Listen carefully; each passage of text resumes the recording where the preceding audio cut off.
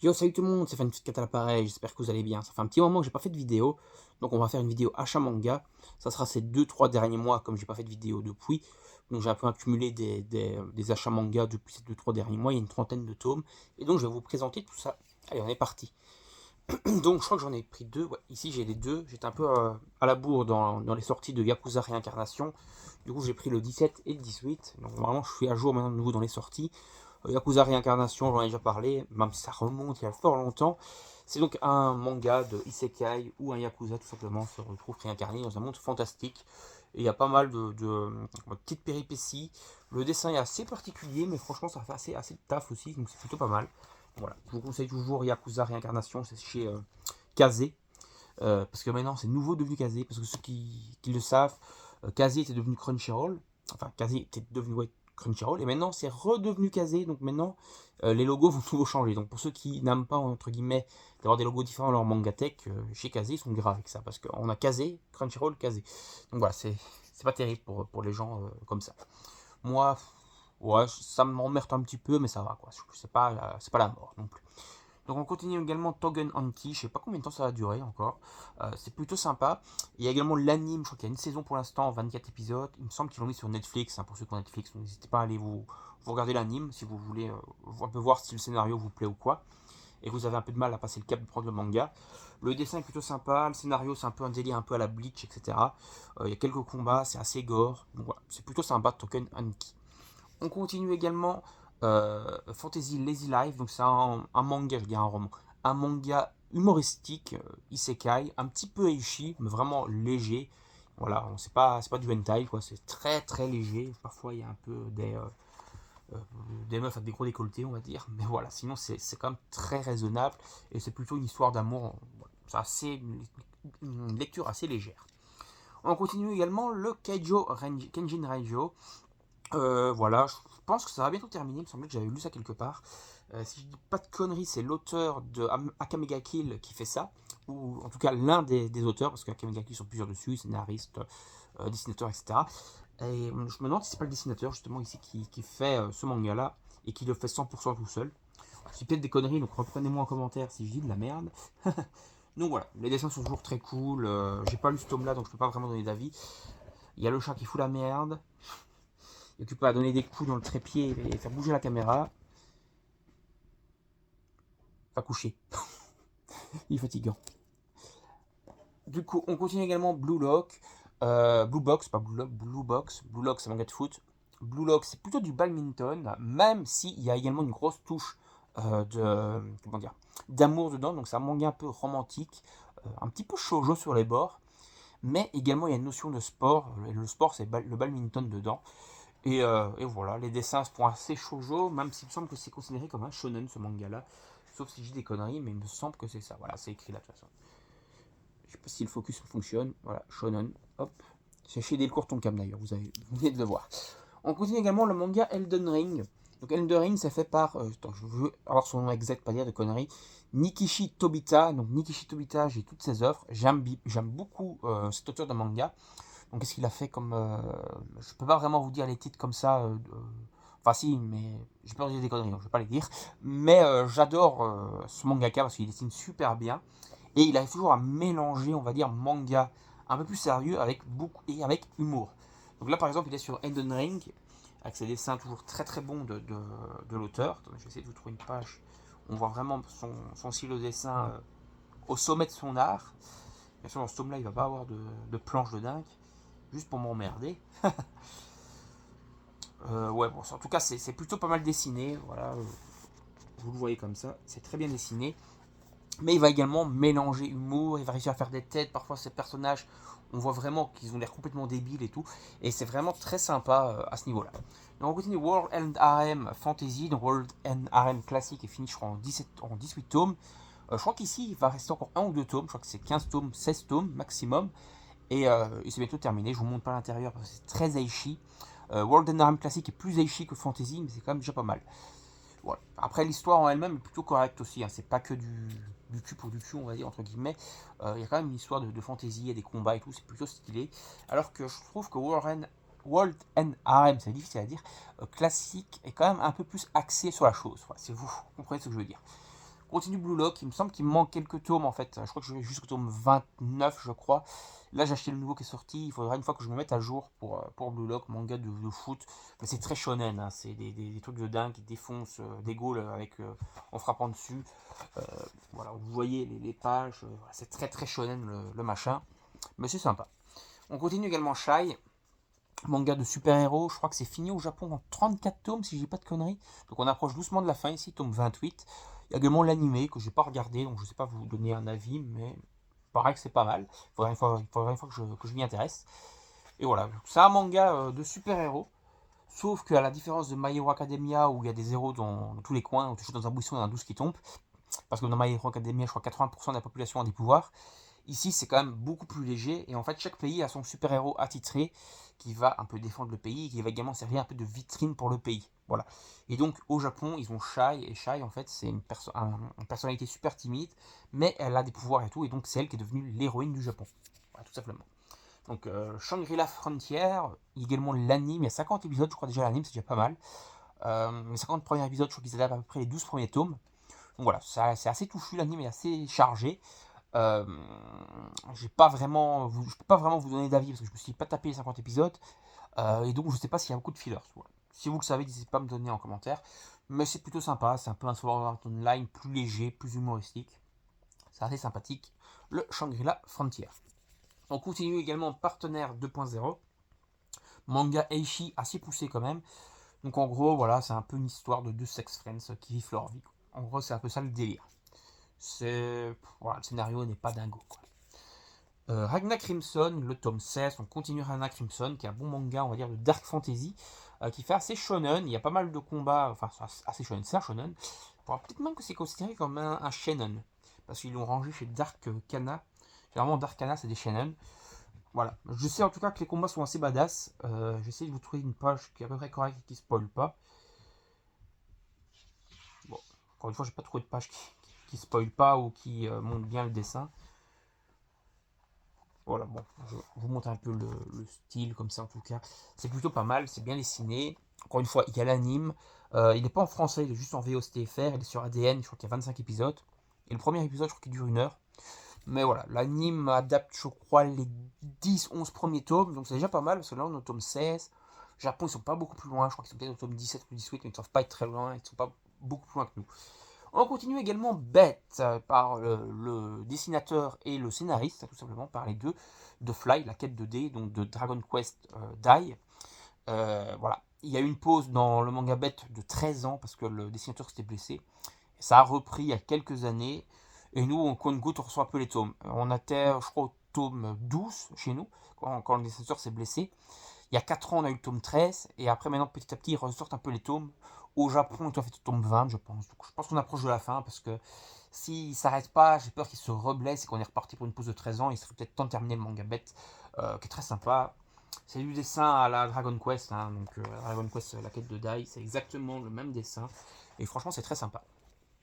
D'ailleurs, il faut savoir qu'il y a un manga Dragon Quest qui s'appelle Haven. Enfin, c'est le manga en tout cas sur le passé de Haven, donc le maître de Dai et de Pop et de Nam également.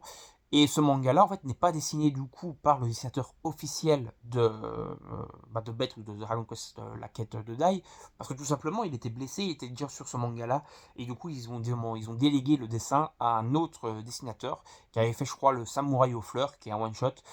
Et franchement, le manga est plutôt très cool, le dessin est très sympa. Après, ça tranche plutôt pas mal avec le style de dessin de Dragon Quest, du coup, la quête de Dai, mais franchement, ça rend plutôt bien. Je vous en parlerai peut-être une fois dans une vidéo plus dédiée à Dragon Quest. Surtout qu'on approche de la fin. On approche de la fin, il reste quand même presque 10 tomes, mais de la réédition de Dragon Quest, la quête de Dai. Donc voilà, je vous en parlerai à ce moment-là. Donc on a également le tome 112 de One Piece, que j'ai acheté tout simplement. One Piece, toujours très sympa à suivre. Après, comme beaucoup, je trouve que ça commence vraiment à tirer en longueur. Il serait peut-être temps de terminer quoi à un moment. On est déjà au tome 112. À la fin, en plus, Oda est plutôt souvent malade, souvent blessé, souvent machin, à cause que ça dure en longueur. Donc il serait peut-être temps qu'il arrête avant de passer l'arme à gauche et qu'il profite un peu de son argent, quoi. Parce qu'au final, le gars, il est multimilliardaire, mais il bosse, il s'arrête jamais, il profite jamais de son pognon. Voilà, il serait peut-être temps qu'il prenne sa retraite. Ouais, il est pas si vieux que ça, Oda, il doit avoir 50 ans, mais voilà. pense qu'avec tout le pognon qui s'est fait, il pourrait prendre sa retraite au soleil tranquille et un peu reposer ses bras, ses mains et tout ça, parce que voilà, surtout qu'on a peur qu'ils finissent pas, du coup, qu'on n'aurait pas la vraie fin. Enfin, même si théoriquement, la vraie fin, il a écrit dans un coffre qu'il a foutu dans la mer, dont théoriquement, on pourrait avoir la vraie fin, même s'il se passe quelque chose, mais je ne lui souhaite pas de malheur du tout, du tout. Donc on continue également, Why Nobody Remember My World. Alors, c'est une espèce d'isekai. Le monde avait été sauvé et quelqu'un réécrit totalement le monde et seulement une personne est au courant que le monde avait été sauvé, qu'il n'était pas réécrit, qu'il n'avait pas été, que le mal n'avait pas gagné, et donc il va essayer par tous les moyens de recréer, en tout cas de récupérer le monde tel qu'il devrait être, c'est-à-dire le monde sauvé des démons, etc. Si vous entendez, c'est les chats qui foutent la merde comme d'habitude. Alors on a Kagurabashi, donc le manga qui est un peu considéré comme le revival j'allais dire du Big Three, mais c'est ça, hein, de One Piece, Naruto, Bleach, donc un petit peu le descendant de ces gros mangas de l'époque, un petit peu le nouveau Naruto, il y en a qui disent ça, bon ils vont dire ça pour Black Clover aussi. Euh, voilà, ça a l'air sympa. Je suis pas vraiment encore à jour dans la série, donc je peux pas vraiment donner un avis objectif sur Kagubarashi. Les dessins sont bien. Ça a l'air. Ça me fait penser à un manga que. Comment il s'appelait encore Tokyo Samurai, je crois. C'était un manga en seulement 3 tomes, je crois que c'est ça le nom, qui était assez sympa. C'était un petit shonen, plutôt, plutôt bien dessiné et tout, qui a fait un beat, ça finit que 3 tomes, ça durait que 3 tomes, mais qui était vraiment sympa, l'histoire était sympa à suivre, les dessins étaient bien. Ça me fait un peu penser à ça, c'est-à-dire un peu un manga de ninja samouraï, mais un peu transposé dans l'époque moderne, un petit peu comme le manga que je parlais, à Tokyo Samurai, c'était un peu transposé dans l'histoire moderne, alors que Naruto, on est plutôt dans un monde fictif qui aurait eu une technologie avancée quand même, parce ils ont des écouteurs, ils ont des oreillettes, ils ont des écrans de télévision et tout, donc quand même un monde avancé technologiquement, mais qui est un monde fictif, quoi. Alors que là, on est dans le monde plutôt réel, avec des pouvoirs style ninja, etc. Donc c'est plutôt, ça a l'air sympa, il faudrait vraiment que je m'y intéresse. Alors on continue également Triage X, je sais pas s'il finira un jour, ça dure quand ça durait super longtemps. Donc c'est le manga de Shoji Sato, donc c'est le frère de celui qui a fait... il s'appelle encore ce manga maintenant. Le manga avec les zombies, putain je dirais 100 fois le truc. High School of the Dead, donc le manga avec les zombies. Donc en fait Sato, donc Shuji Sato plutôt, était on va dire l'assistant de son frère sur le manga High School of the Dead. Et son frère est malheureusement décédé. C'est pour ça qu'High School of the Dead a été arrêté. Et lui, il fait son manga qui continue depuis des années, qui est Triage X. On est déjà au tome 29. Ouais, il serait peut-être temps d'arrêter. C'est assez ecchi, ça fait penser à High School of the Dead. Hein. C'est vraiment très dans la veine d'High School of the Dead au niveau du ecchi, etc. Et j'ai pas encore lu ce tome-là, mais voilà, ça fait très ecchi et c'est pas déplaisant à lire. L'histoire est sympa, c'est bien dessiné et tout, mais ça tire en longueur, quoi. Allez, une grosse bébête. Le tome 3 de l'arc Saiyan de la réédition Glénat couleur de Dragon Ball. Voilà, c'est assez long à dire. Donc il faut savoir en fait que c'est le tome 15 normalement de la réédition Glénat, mais ils ont fait ça par arc. Donc on a les 8 premiers tomes, c'est l'enfance de Goku, donc quand Goku est enfant, jusqu'à après le ruban rouge, normalement si je dis pas de conneries. Non, pas encore plus loin que le ruban rouge, ça s'arrête au tournoi avec contre Tenshin Han, au moment à la fin où Krillin se fait tuer par Tambourine, donc le sbire de Piccolo. Et après, ça continue, du coup, juste après, avec l'arc Piccolo, qui va durer 4 tomes, du coup, donc tome 9 à 12, où on va voir Piccolo Daimao, donc Piccolo le papa, quoi, le principal, puis Piccolo Junior, donc le Piccolo qu'on connaît tous, hein, celui qui est en fait la réincarnation de Piccolo Daimao. Et à partir du tome 13, ils sont partis sur l'arc Saiyan, donc Ike Raditz, puis Nappa, et maintenant, ici, c'est le combat contre Vegeta dans ce tome-là. On est à peu près à 240 pages, si je dis pas de couillonnade, ouais, c'est ça, 240. Presque pile poil en fait, 241, voilà. Et après il y a toujours quelques petits trucs sympas à la fin du manga, on apprend un peu plus sur le lore, on apprend un peu plus sur la création, il y a des interviews de Toriyama de l'époque qu'ils ont remis dedans, etc. C'est plutôt sympa, c'est bien dessiné, c'est pas ça que je voulais dire, parce que forcément c'est bien dessiné, c'est Dragon Ball, donc le dessin c'est Dragon Ball, c'est Toriyama, mais c'est bien mis en couleur, voilà ce que je voulais dire. Franchement c'est très bien colorisé, et c'est plutôt sympa. Donc on a également le Manga Isho, le 5, Manga Isho, c'est l'espèce. C'est Kana qui fait ça, si je dis pas de conneries. Je crois que c'est Kana qui fait ça. C'est un peu le Shonen Jump, version française. Et donc, dans ce Shonen Jump, on a des one-shots d'auteurs européens. C'est plutôt sympa. Donc là, on est au tome 5. Il faut savoir que je sais pas si ça va continuer encore très longtemps, parce que j'en ai un peu parlé avec mes libraires de ce manga-là, de ce Shonen Jump français, on va dire. et ils en vendent pas des masses, quoi. Ils en vendent 2-3 et puis c'est tout. Donc voilà, ça habite plutôt pas mal. Donc je sais pas si on va encore en avoir des masses de manga Isho, il faut voir. Mais j'aime bien, moi c'est plutôt sympa à suivre. J'ai également ceci, je vous le montre vite fait, c'est pas très utile, en plus c'est un truc qu'on reçoit gratuitement. C'est les sorties Glénat. Donc c'est un peu aussi le manga, comment dire, le Shonen Jump, mais version Glénat. Et celui-là c'est gratuit, parce que manga Isho c'est 5-6 € je crois. Et ça c'est en général c'est gratuit. Les libraires généralement les reçoivent, ils ont ça derrière leur comptoir. Et normalement vous pouvez en demander, ils vous en donnent, c'est gratis. Il n'y a rien à payer et vous avez du coup des one-shots dedans. De différents mangas de Glénat pour voir si ça peut vous intéresser la série, etc. Généralement, c'est les premiers chapitres. Enfin, c'est 1 ou 2 chapitres de la série qui peut vous intéresser. Et voilà. Et il y a beaucoup d'éditeurs qui font ça. Il y a Doki Doki aussi. Il y a pas mal d'éditions qui ont des mangas comme ça où on peut lire, entre guillemets, du coup, des premiers chapitres de manga. Alors, on continue également Death Rock, le manga d'Hiro Mashima, donc auteur de Fairy Tail, auteur de Don Zero, de Rave, etc. Pas mal de grosses séries. Ici, je sais pas si ça va être une grosse série parce qu'il a également fait des petites séries courtes, hein, genre il a fait un manga sur Monster Hunter qui dure 4 tomes. Donc ici, je sais pas si ça va, si dans sa tête, c'est un projet à long terme, donc genre une trentaine de tomes, voire plus de 30 tomes, voire plus de 60 tomes comme Fairy Tail, voire plus en fait avec la suite de Fairy Tail, ou si c'est un petit manga. Parce que ici, quand je regarde un peu le scénar, le style de dessin, etc., ça fait assez Fairy Tail, mais ça me fait plutôt penser à ces mangas courts. Donc je pense qu'on est peut-être en présence d'un manga qui va faire peut-être une dizaine de tomes, quoi. On verra. Faut voir. Faut voir, c'est peut-être des conneries. Donc on continue également Blue Exorcist. Blue Exorcist, il y a également l'anime qui est très sympa.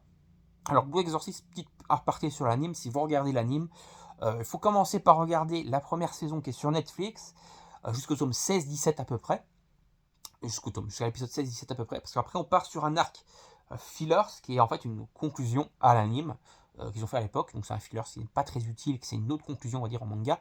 Après vous switchez, je crois sur Crunchyroll, je crois que c'est sur Crunchyroll, et là vous avez 3-4 saisons qui prennent directement après l'épisode 7 de la première saison, et donc vous aurez la suite.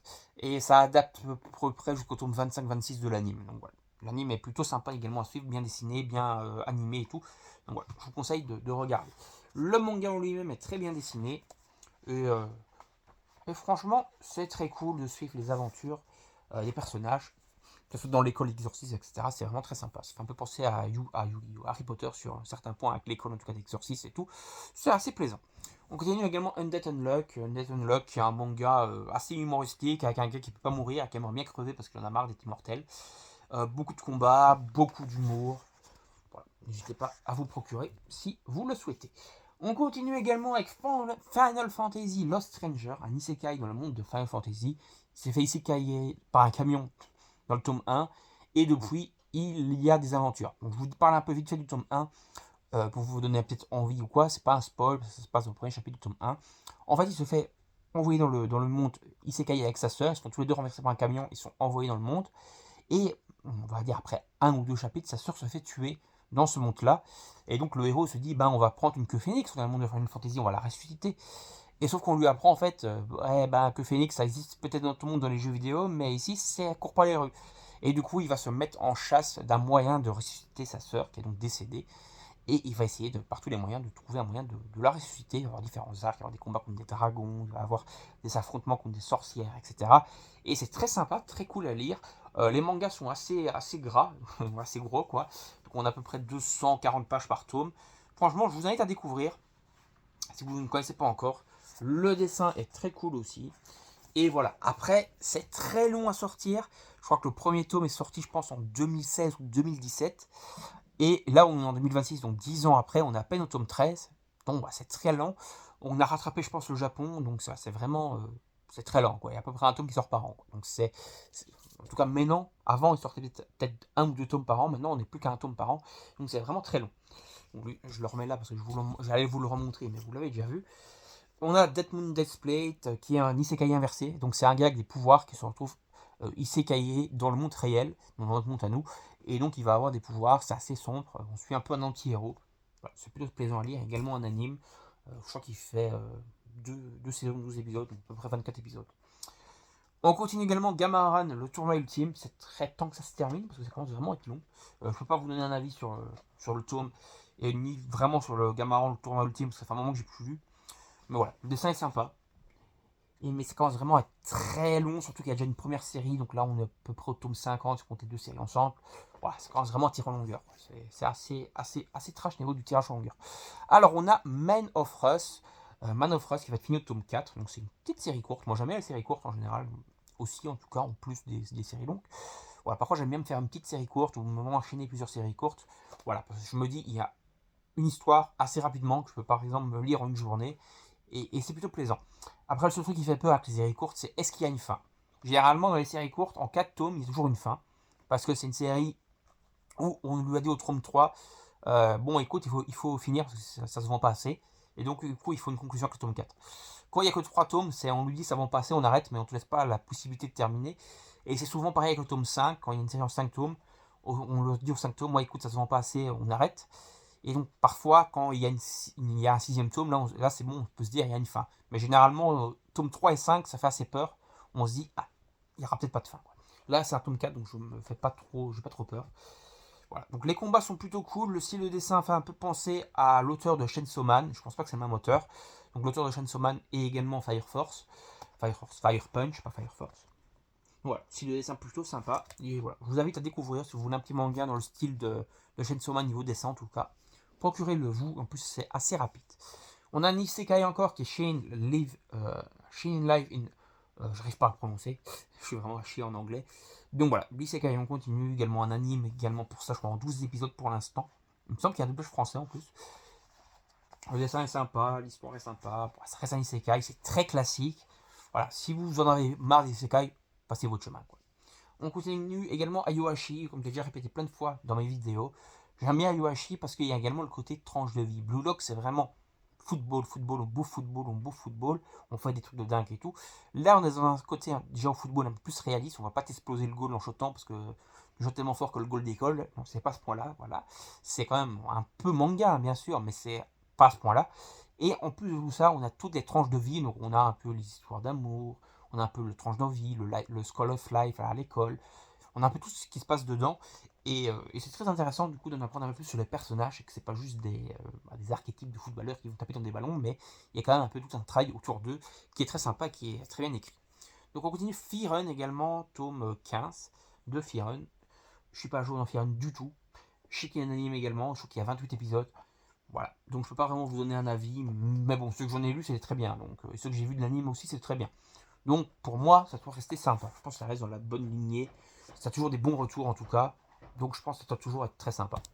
Si vous entendez, c'est quelqu'un qui tape avec une masse ou je sais pas quoi dans le jardin, dans son jardin. Donc voilà, si vous entendez des boum boum, ce n'est pas de mon fait. Ça, on a presque fini.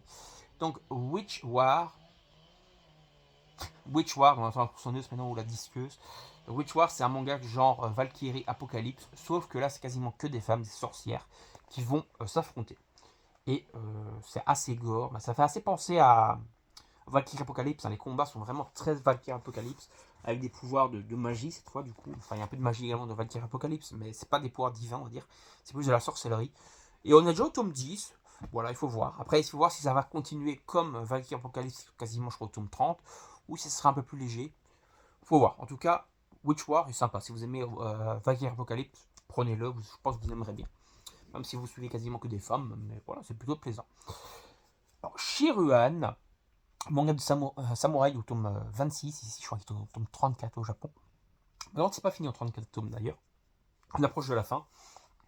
Après il y a quand même beaucoup de séries de samouraï. Ça reste assez historique, ça reste assez bien dessiné. Donc si vous aimez le truc de samouraï, si vous aimez les dessins quand même très corrects, si vous aimez un petit peu également l'histoire, voilà, un peu l'histoire du Japon, etc., bah, procurez-vous les Shiruan chez Mangetsu. C'est une des rares séries à Mangetsu que je vous conseille, parce que j'ai pas beaucoup de séries Mangetsu. D'ailleurs, je sais pas si ça va pas se casser la gueule un moment, parce qu'ils sont pas, j'ai pas l'impression qu'ils ont beaucoup de séries chez Mangetsu. Donc voilà, ils ont Ayoashi, hein, qui est quand même une très bonne série aussi, que je vous conseille quand même chez Mangetsu aussi. Ils ont Shiruan chez Mangetsu, mais j'ai quasiment aucune autre série Mangetsu. Et j'ai vraiment l'impression qu'ils sont pas grand chose en fait comme série. Et voilà, ça fait un peu peur pour la maison d'édition. Est-ce que ça va se casser la gueule comme Noé Graph qui va être racheté par Meian aussi? Parce que Meian là, ils s'occupent un peu à tout bouffer. Hein. Ils englobent un peu toutes les petites éditions qui se cassent la gueule. Youp là, ils s'emparent de leur série et ils les vendent. Donc ils commencent à avoir un peu une espèce de monopole qui fait quand même un petit peu peur aussi pour l'avenir. parce qu'ils deviennent puissants, quoi. Donc, Meian, c'était une petite maison. Maintenant, on est devant une maison aussi grosse que des Glénat, etc. Donc, il commence à avoir un peu beaucoup de concurrence, en tout cas dans les maisons d'édition. Il faudra voir comment ça va retourner, en tout cas, tout ça. Allez, on va s'arrêter là pour cette vidéo. N'hésitez pas à donner votre avis en commentaire sur la vidéo. Si j'ai des conneries, n'hésitez pas à me le répondre en commentaire également. Et si vous le souhaitez, dites-moi vos achats manga, pourquoi pas, dans les commentaires aussi. Allez, salut tout le monde, à la prochaine, bye bye.